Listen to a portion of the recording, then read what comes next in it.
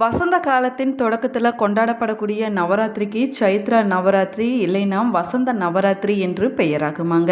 பங்குனி மாத வளர்பிறையில், அதாவது அமாவாசைக்கு பிறகு வரக்கூடிய பிரதமை திதியில் தொடங்கி நவமி வரையிலான 9 நாட்கள் நம்ம அம்பிகையை நம்முடைய வீட்டிற்கு அழைத்து பூஜைகள் செய்து வழிபடுவதற்கு ஏற்ற நாளாகவும் சொல்லப்படுதுங்க. சக்தியின் 9 வடிவங்களை போற்றி வழிபட்டு அவர்களுடைய அருளை பெறுவதற்கு உரிய மிக உன்னதமான காலமாகவும் இந்த நவராத்திரி காலமானது சொல்லப்படுது. அந்த வகையில் சைத்ரா நவராத்திரி 2026 எப்பொழுது தொடங்குகிறது?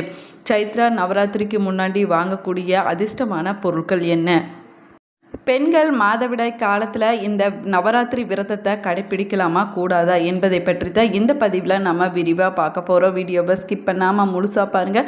நம்ம சேனலை இப்போ தான் ஃபர்ஸ்ட் டைம் பார்த்துட்டு இருக்கிறீங்க அப்படின்னா நம்ம சேனலை சப்ஸ்கிரைப் பண்ணலன்னா சப்ஸ்கிரைப் பண்ணிக்கோங்க. கூடவே இருக்கிற பெல் ஐக்கானையும் ப்ரெஸ் பண்ணிக்கோங்க.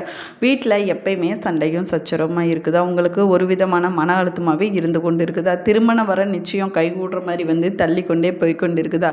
இது போன்ற பிரச்சனைகளுக்கு இந்த வீடியோவுக்கு கீழே டிஸ்கிரிப்ஷனில் வராகியம்மன் ஜோதிட நிலையத்தோட தொலைபேசி எண் கொடுத்துருக்கிறேன். இந்த எண்ணுக்கு தொடர்பு கொண்டு பேசி பாருங்கள். உங்கள் பிரச்சனைகளுக்கு சரியான தீர்வு கிடைக்குங்க. வாங்க வீடியோக்குள்ளே போகலாம். உங்களுக்கு துர்க்கை அம்மன் பிடிக்கும் அப்படின்னா ஓம் துர்க்கையே போற்றி என்ற வாசகத்தை மறக்காமல் கமெண்ட் பாக்ஸில் 3 முறை பதிவிடுங்க. நவராத்திரி அப்படிங்கிறது அம்பிகையை வழிபடுவதற்குரிய 9 இரவுகள் அப்படின்னு சொல்லப்படுதுங்க. பொதுவாக பார்த்திங்கன்னா வருஷத்துக்கு 4 நவராத்திரியானது கொண்டாடப்படுது.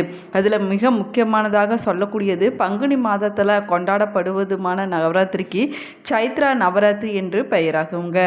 இந்த 9 நாட்களும் நம்ம துர்கா தேவியை 9 வடிவங்கள் சொல்லக்கூடிய நவ துர்க்கையை வழிபடுவதற்கு மிக ஏற்ற நாட்களாக சொல்லப்படுது. இந்த சைத்ரா நவராத்திரி 2026 மார்ச் 19 வியாழக்கிழமை அன்னைக்கு தொடங்குதுங்க. நிறைவு நாள் அப்படின்னு பார்த்தோம்னா மார்ச் 27ஆம் தேதி வெள்ளிக்கிழமையோடு இந்த சைத்ரா நவராத்திரியானது முடிவடையுது. நவராத்திரியில் கலசம் வைப்பதற்கு ஏற்ற நேரம் அப்படின்னு பார்த்தோம்னா மார்ச் 19ஆம் தேதி காலை 6:52 மணியிலிருந்து 7:23 மணிக்குள்ளான நேரத்தில் நீங்கள் கலசம் வைக்க வேணுங்க. அதேபோல் அபிஜித் முகூர்த்தம் தொடங்கக்கூடிய நேரம் மார்ச் 19ஆம் தேதி பகல் 12:05 மணி முதல் 12:53 மணி வரையிலான நேரமாகுங்க. மேலுமே மங்களம், மகிழ்ச்சி, அதிர்ஷ்டம், செல்வ வளம் போன்றவற்றை தரக்கூடிய சைத்ரா நவராத்திரி வழிபாட்டை தொடங்குவதற்கு முன்னாடி நம்ம வீட்டை நம்ம சுத்தம் செய்ய வேணுங்க. அதே போல் அம்பிகையை நம்முடைய வீட்டுக்கு அழைப்பதற்கு நம்ம தயாராக இருக்க வேணுங்க. அது மட்டும் இல்லாமல் குறிப்பிட்ட இந்த பொருட்களை சைத்ரா நவராத்திரிக்கு முன்பாக நம்ம வீட்டில் வாங்கி வச்சோம் அப்படின்னா நம்ம வாழ்க்கையில் இருக்கக்கூடிய கஷ்டங்கள் அனைத்துமே நீங்கி விடுங்க. மகிழ்ச்சி, செல்வ செழிப்பானது எப்பொழுதுமே நிறைந்திருக்கும் அப்படின்னு நம்பிக்கையாக சொல்லப்படுது. சைத்ரா நவராத்திரிக்கு முன்னாடி வாங்க வேண்டிய 5 பொருட்கள் என்ன அப்படின்னு பார்க்கலாம் வாங்க.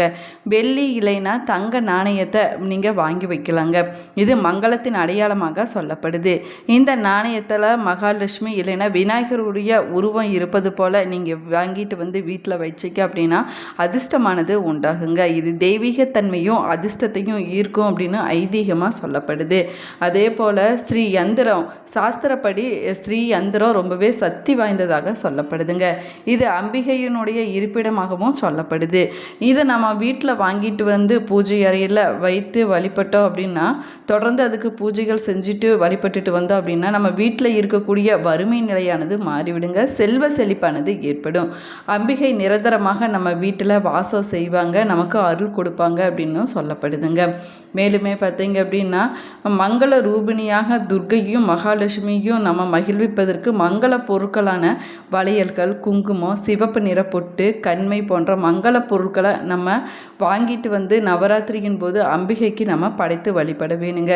இதனால் மகிழ்ச்சியான மங்களகரமான திருமண வாழ்க்கையானது அமையும் அப்படின்னு ஐதீகமாக சொல்லப்படுது. அதே போல் நவராத்திரி காலத்தில் சுமங்கலி பெண்களுக்கு இந்த பொருட்களை நம்ம தானமாக கொடுக்கலாங்க. இதனால் அம்பிகை நேரில் பெறுவதாக ஐதீகமாக சொல்லப்படுதுங்க. மேலுமே பார்த்திங்கன்னா தாமரை தெய்வீக மலராக சொல்லப்படுதுங்க. மகாலட்சுமியுடைய இருப்பிடமாகவும் சொல்லக்கூடிய தாமரை மலரை வாங்கி மகாலட்சுமியுடைய படத்துக்கு முன்னாடி வைத்து நம்ம வழிபடுவதனால நேர்மறையான ஆற்றல்களானது அதிகரிக்குங்க. அதே போல் வாஸ்து குறைபாடு இருந்துச்சுன்னா அந்த குறைபாடானது நீங்கி விடுங்க. அது மட்டும் இல்லாமல் அமைதி மற்றும் செல்வம் சேர்வதற்கு வழிகள் பிறக்கும் அப்படின்னும் சொல்லப்படுதுங்க. பகவான் கிருஷ்ணருக்கு ரொம்பவே விருப்பமான மயிலிறகை வாங்கிட்டு வந்து நம்ம வீட்டில் வைப்பது ரொம்பவே நல்லதுங்க. வீட்டு பூஜை அறை இல்லைன்னா வரவேற்பு அறையில் இதை வைப்பது சிறப்பான பலன்களை பெற்றுக் கொடுக்குங்க. இது ராகு கேதுவால் ஏற்படக்கூடிய தீய விளைவுகளை குறைக்க, அது மட்டும் இல்லாமல் வீட்டில் செல்வ வளத்தை அதிகரிக்க செய்யும் அப்படின்னும் நம்பிக்கையாக சொல்லப்படுது. நவராத்திரி விரதம் துர்கா தேவியோடைய அருளை பெறுவதற்கு கடைபிடிக்கக்கூடிய 9 நாள் விரதம் முறையாகுங்க. பெண்கள் மட்டும்தான் நவராத்திரி காலத்தில் விரதம் இருந்து வழிபாடு செய்ய வேணுங்கிறதெல்லாம் கிடையாதுங்க. யார் வேணும்னாலும் நவராத்திரி விரதத்தை கடைபிடிக்கலாங்க. ஆனால் நவராத்திரி விரதம் கடைபிடிக்கக்கூடிய பெண்களுக்கு விரத காலத்தில் மாதவிடாய் ஏற்பட்டால் என்ன செய்வது, விரதம் இருக்கலாமா அப்படிங்கிற சந்தேகமும் குழப்பமும் அதிகரிச்சிருக்குதுங்க. ஆனால் விளக்கத்தை பார்க்கலாம் வாங்க. நவராத்திரி அப்படிங்கிறது பெண் சக்தியை போற்றக்கூடிய ஒரு பண்டிகையாகுங்க. நவராத்திரியில் வரக்கூடிய 9 நாட்களும் துர்கா தேவியோடைய அருளை பெறுவதற்கு பெண்கள் நிறைய பேர் பார்த்திங்கன்னா விரதம் இருந்து அம்பிகையை வழிபடுவதை வழக்கமாகவே வச்சுருப்பாங்க. ஆனால் நவராத்திரி காலத்தில் மாதவிடாய் ஏற்பட்டு விட்டால் அந்த சமயத்தில் நவராத்திரி விரதத்தை கடைபிடிக்கலாமா இல்லைன்னா நவராத்திரி விரதத்தை தொடரலாமா அப்படிங்கிற கேள்வியும் சந்தேகமும் நிறைய பேருக்கு எழுந்திருக்குதுங்க. நவராத்திரி காலத்தில் மாதவிடாய் ஏற்பட்டுவிட்டால் என்ன செய்ய வேணும், எப்படி விரதம் இருந்து வழிபட வேணும் என்பதை பற்றி பார்க்கலாம் வாங்க. மாதவிடாய் காலத்திலையும் பெண்கள் நவராத்திரி விரதத்தை கடைபிடிக்கலாங்க.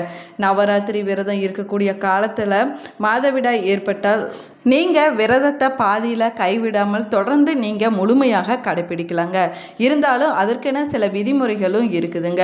அதை நீங்கள் முறையாக கடைப்பிடிக்க வேணுங்க. பக்திக்கு இயற்கையான நிகழ்வாக மாதவிடாய்க்கு எந்த ஒரு தொடர்பும் இல்லை அப்படின்னும் சொல்லப்பட்டிருக்குது. மேலுமே பெண் சக்திகளை போற்றக்கூடிய நவராத்திரி காலத்தில் பெண்கள் ஒதுங்கி இருக்க வேண்டிய அவசியமெல்லாம் கிடையாதுங்க. பெண்கள் கடைப்பிடிக்க வேண்டியது என்ன அப்படின்னு பார்க்கலாம் வாங்க. பூஜை அறைக்கு செல்லவோ பூஜை பொருட்களோ நீங்கள் தொடர்பு கூடாதுங்க. அதே போல் அகண்ட தீபம் ஏற்றி வைத்து வழிபட்டால் அதை நீங்கள் தொடக்கூடாதுங்க. பூஜை அறைக்கு செல்லாமல் வெளியில் இருந்தபடியே துர்கைக்கு உரிய மந்திரங்களை சொல்லி நீங்கள் வழிபட்ட பிறகு உங்களுடைய விரதத்தை நீங்கள் தொடங்கலாங்க. அதே போல் வீட்டில் இருக்கக்கூடிய மற்றவங்கள் தீபம் ஏற்றி நெய்வேத்தியம் தயார் செய்து பூஜைகள் செய்து நீங்கள் வழிபடலாம். மாதவிடாய் முடிந்த பிறகு சுத்தமாக குளித்து விட்டு தீர்த்தம் இருந்துச்சுன்னா அதை தலையில் தெளித்து கொண்டு பூஜை அறைக்கு சென்று நீங்கள் துர்கையை வழிபட்ட பிறகு உங்களுடைய விரதத்தை நீங்கள் தொடரலாங்க. துர்க்கை அம்மனை நீங்கள் மனதார இந்த 9 நாட்களும் நீங்கள் தியானம் செய்யலாங்க. மேலுமே பார்த்தீங்கன்னா மாதவிடாய் காலத்துலேயும் கூட பெண்கள் முழு உபவாசமாக இருந்து விரதத்தை கடைப்பிடிக்கலாங்க. அதே போல் பால், பழம், இளநீர் போன்றவற்றை சாப்பிட்டு கூட உங்களுடைய விரதத்தை நீங்கள் கடைப்பிடிக்கலாங்க.